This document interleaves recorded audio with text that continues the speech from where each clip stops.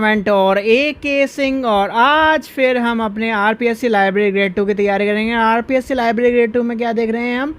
Theory section और mock test की series, यानी कि मॉक टेस्ट की सीरीज़ का आज हमारा है 5वां नंबर, यानी कि आज हमें देख रहे हैं मॉक टेस्ट की सीरीज़ का 5वां नंबर। और 5वां नंबर का मतलब ये है कि 4 आपके पहले हो चुके हैं और आपको पीडीएफ भी उनके मिल चुके हैं। तो कमेंट सेक्शन में ज़रूर आप ये बताइए कि मेरे 10 में से कितने आ रहे हैं।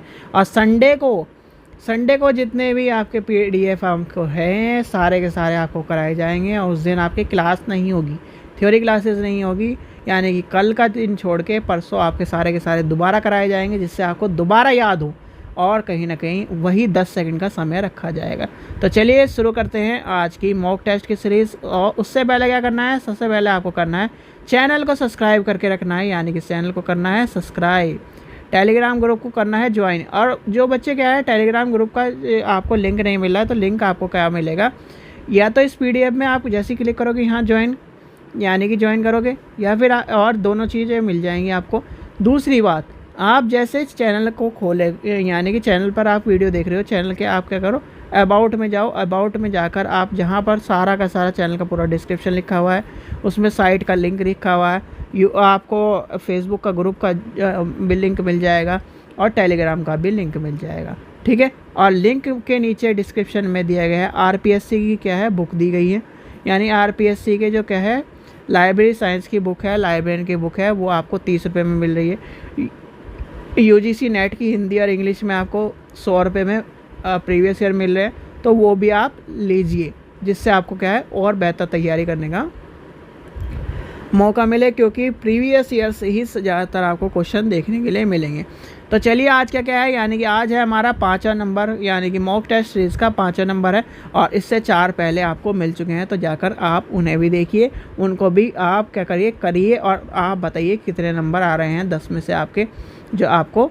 तो सबसे पहले आज का क्वेश्चन क्या है, कंप्यूटर से रिलेटेड है, तो आपको लिए घड़ी लेके आई जाती है 10 सेकेंड वाली।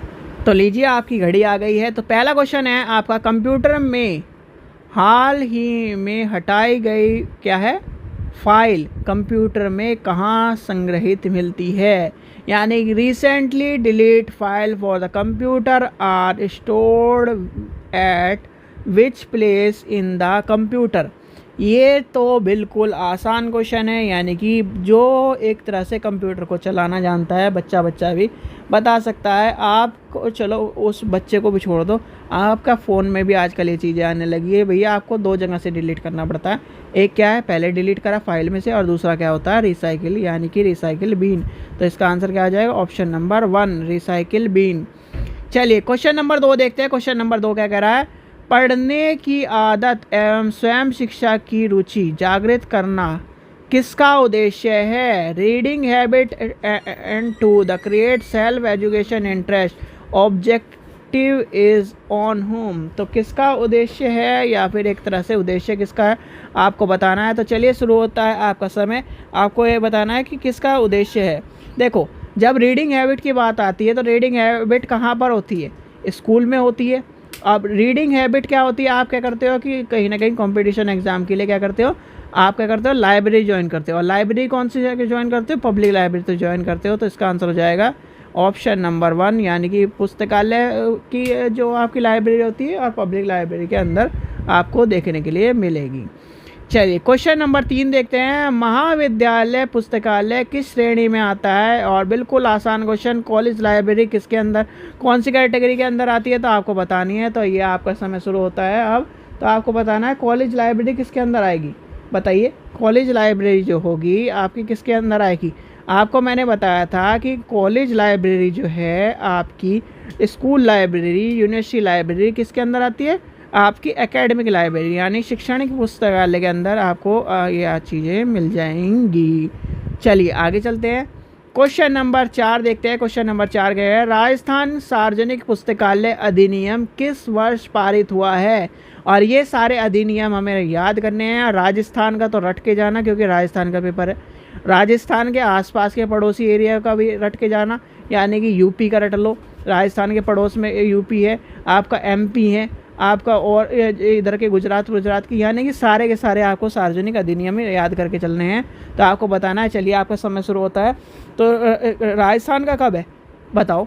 5 में है, 6 में है, 4 में है, 3 में है। तो आपको बताना है भाई। देखो, इस सबसे बड़ी बात है, राजस्थान में आपको क्या है, राजस्थान में आपको क्या मिलती है चीज़ें, या आपको मौसम, ये सारी चीज़ें कहीं ना कहीं अलग तरह की मिलती हैं। तो कहीं ना कहीं अलग तरह की मिलती है।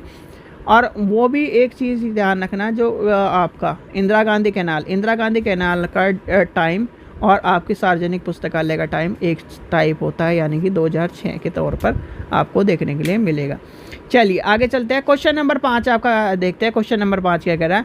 दिल्ली सार्वजनिक पुस्तकालय दिल्ली की स्थापना हेतु किसके द्वारा वित्तीय एवं तकनीक सहयोग प्रदान किया गया है, यानी कि provide fund and technical assistant for the establishment of Delhi public library Delhi के। तो आपको बताना है। इसका आपका समय शुरू होता है अब, यानी कि आपका international Federation of Library association यानी इफ्ला, यूनेस्को, या फिर आपका क्या है एनसीईआरटी। तो आपको बताना है किसके अंदर आपकी बात की गई है। देखो, सबसे पहले नीचे चले जाओ, यानी 4th नंबर तो बिल्कुल नहीं होगा, क्योंकि ये किससे जुड़ा हुआ है? एजुकेशन से जुड़ा हुआ है। फिर आती है यानी कि International Federation of Library Association and Institution, IFLA की बात आती है, ये भी नहीं होगा। अब आपको एक चीज़ का ध्यान रखना है, जब भी कोई भी एक तरह से वेलफेयर की बात है, लाइब्रेरी में हो चाहे कहीं भी हो, तो उसमें बात आती है आपके यूनेस्को की, यानी कि United Nation Education Scientific and Culture Organisation. तो इस चीज़ का ध्यान रखना, ऑप्शन नंबर 2 हो जाएगा। ऑप्शन नंबर 2, जिस चीज़ का ध्यान रखना, जब भी वेलफेयर की बात आएगी तो वेलफेयर में यूनाइटेड नेशन की बात आएगी, ठीक है, चाहे आपका लाइब्रेरी का हो चाहे किसकी भी हो, और वित्तीय और तकनीकी सहायता की बात आएगी, ठीक है। चलिए आगे चलते हैं। अब आती है यानी कि आपके लिए जो भी यूजीसी नेट की तैयारी कर रहा है स्टूडेंट, और आरपीएससी की तैयारी कर रहा है, आरपीएससी के जितने भी यानी कि आरपीएससी वाले स्टूडेंट, आरपीएससी के जो लाइब्रेरी साइंस यानी कि लाइब्रेरियन के पेपर हैं, मात्र 30 रुपये में आपको मिल जाएंगे। तो वो उसका लिंक है आपको डिस्क्रिप्शन में दिया गया है, वहाँ से आप क्या करें, पेमेंट करें, और स्लिप आपको व्हाट्सअप नंबर पर भेज देनी है। विदिन 24 आवर आपकी बुक आपके पास पहुँच जाएगी। दूसरी बात, अगर आप यूजीसी नेट की तैयारी कर रहे हैं, यूजीसी नेट की आपको प्रीवियस ईयर के क्या है मात्र 100 रुपये मिल जाएंगे, और आपको क्या करना है, उसकी पेमेंट करनी है, स्लिप व्हाट्सअप नंबर पर भेज देनी है। विदिन 24 आवर आपको यूजीसी नेट की किताब आपके पास मिल जाएगी। चलिए नेक्स्ट क्वेश्चन देखते हैं। क्वेश्चन नंबर 6 देखते हैं। क्वेश्चन नंबर 6 क्या कह रहा है? भारत में सार्वजनिक ग्रंथालय यानी ग्रंथालय विज्ञान के स्नातकोत्तर पाठ्यक्रम किस विश्वविद्यालय द्वारा शुरू किया गया था? यानी कि आपका सबसे पहले पोस्ट ग्रेजुएशन कोर्स जो है लाइब्रेरी साइंस का, कौन सी यूनिवर्सिटी ने शुरू किया था, वो आपको पता होना चाहिए भाई। 3 चीज़ याद रखना, एक बीलीव, डीलीव, आपका पीएचडी, एमफिल, ये क्वेश्चन आपसे पूछे जाते हैं, और ये सबसे फेमस क्वेश्चन है, ये आपको देखने के लिए ही मिलते हैं। तो आपका समय शुरू होता है अब, तो आपको बताना है कि इसमें शुरू हुआ था, और ये सबसे आसान क्वेश्चन है भाई। बी लीव किसने ने शुरू करा सबसे पहले, फिर आपका क्या आता है एम लीव किसने शुरू करा, फिर एमफिल किसने शुरू करा, पीएचडी कौन ने शुरू करा, और इनमें सबसे पहले व्यक्ति कौन कौन थे, यानी कि किसने बी लीव करी पहले, किसने एम लीव करी, किसने एमफिल करी पहले, और किसने आपका पीएचडी करी। ये सारे के सारे 4, एक तो 4 यूनिवर्सिटी, 4 व्यक्तियों के नाम। तो आपका इसमें इसका आंसर हो जाएगा पोस्ट ग्रेजुएशन, आपका हो जाएगा स्नातकोत्तर में, आपका हो जाएगा ऑप्शन नंबर 3, यानी कि दिल्ली यूनिवर्सिटी है इसका आंसर। चलिए क्वेश्चन नंबर 7 देखते हैं। क्वेश्चन नंबर 7 क्या कह रहा है? भारत द्वारा यानी भारत सरकार द्वारा राजा राम मोहन राय पुस्तकालय प्रतिष्ठान की स्थापना किस वर्ष हुई? यानी कि राजा RRLF was established by the government of India in which year? आपको ये बताना है, और ये भी एक तरह से मोस्ट इम्पॉर्टेंट क्वेश्चन है आज का आपका, यानी कि एग्ज़ाम के लिए भी, और कहीं ना कहीं मोस्ट इम्पॉर्टेंट क्वेश्चन रहा है। मैंने आपको एक कहानी बताई थी कि RRLF को आपको याद कर लेना। RRLF के ऊपर फुल फॉर्म पूछी जाती है, आपसे पूछा जाता है, लिखा जाता है RRLF की फुल फॉर्म बताओ। बहुत सारी जगह आपको मिलेगा, आपको RRLF भी मिलेगा, ये भी देखने के लिए मिलेगा। इसे गलत मत मान लेना, क्योंकि राजा राम यानी कि राजा राम इसमें कर देता है, राय लाइब्रेरी फाउंडेशन ऐसा भी लिखा आपको देखने को मिलता है। तो इसका आंसर क्या हो जाएगा? इसका आंसर हो जाएगा हमारा 2 नंबर। क्या हो जाएगा, इसका आंसर क्या हो जाएगा, 2 नंबर 72। चलिए आगे चलते हैं। क्वेश्चन नंबर 8 देखते हैं आपके जी। और हमारे भारतीय लाइब्रेरी के पितामह, जिसे क्या है, पापा कहते हैं लाइब्रेरी के, father of library science, Indian library science के पितामह डॉक्टर रंगनाथन जी के अनुसार पुस्तकालय विज्ञान का निम्न में से कौन सा चौथा नियम है।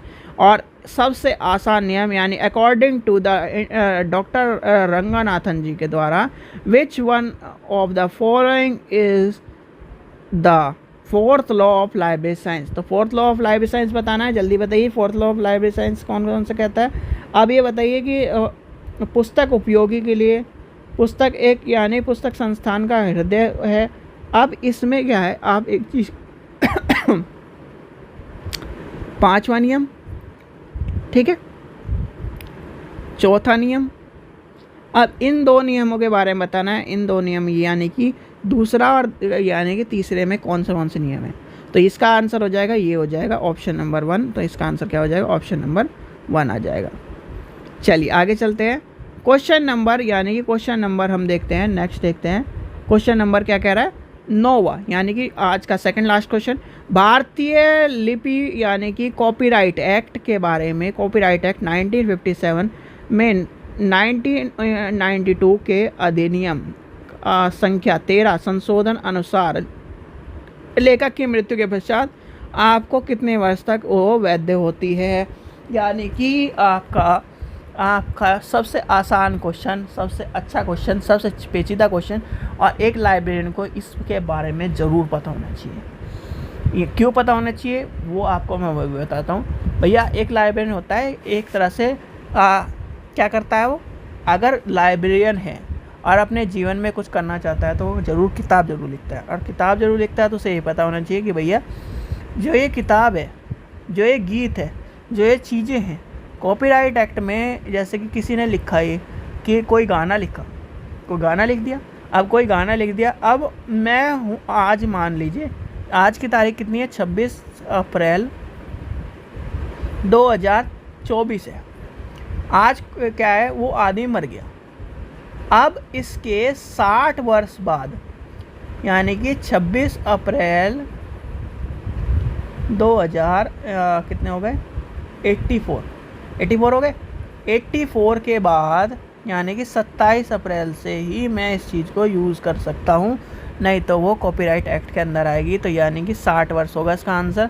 तो इस चीज़ का भी ध्यान रखना। और मोस्ट इंपॉर्टेंट क्वेश्चन है, इसे भूल मत जाना, क्योंकि ये क्वेश्चन लिखा हुआ आपको देखने के लिए मिलेगा ही एग्ज़ाम में।